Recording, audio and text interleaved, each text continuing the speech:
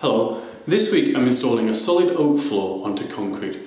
Now the house that I'm working in is only 2, possibly 3 years old, and the concrete hasn't had time to dry out properly. So we need to create what's called a damp-proof membrane, and the point of this is to stop moisture passing from the concrete into the timber. In this instance I'm using what's called a chemical damp-proof membrane, and it's a two-part process, and we paint that onto the concrete, but it'll give you the perfect starting point. Okay. Before we start installing the DPM, there are a few things that we need to do. First, mark your doors and remove them. Undercut your door frame and remove your skirtings. If you're not sure how to do this, have a look at my other tutorials. When you've prepared your doorway and removed your skirtings, give the room a good sweep. Make sure there's no dirt or dust on the floor. And then have a good look around. Make sure there's nothing in the way, because once we start fitting the DPM, we just can't stop. This is the product that I'm using today. Now we have to mix together two chemicals, but from the moment they get mixed, they're starting to harden. This is why all the preparation has to be done before we start, because there's no turning back. Make sure you have all the tools that you will need to hand also. A roller and tray, a stirring stick and a paintbrush. Next, follow the instructions on the packaging. It will tell you exactly how to mix it and in what quantities. And then simply just pour the liquid into the tray.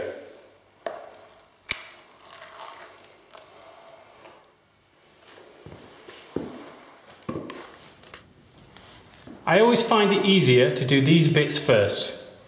It might seem tricky now, but it'll save a lot of mess later.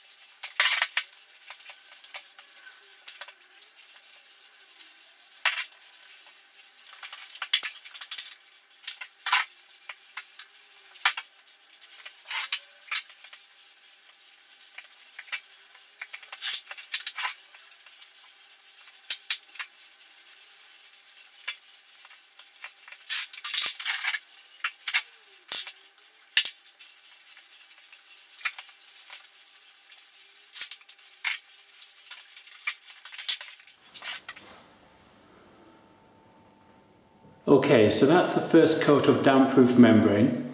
It's been left to set hard overnight, and as you can see, it looks a bit patchy and there are areas which have soaked into the concrete more than others. So we really need to just give this a second coat, and that's just a question of going through the same process again and leaving it overnight to set.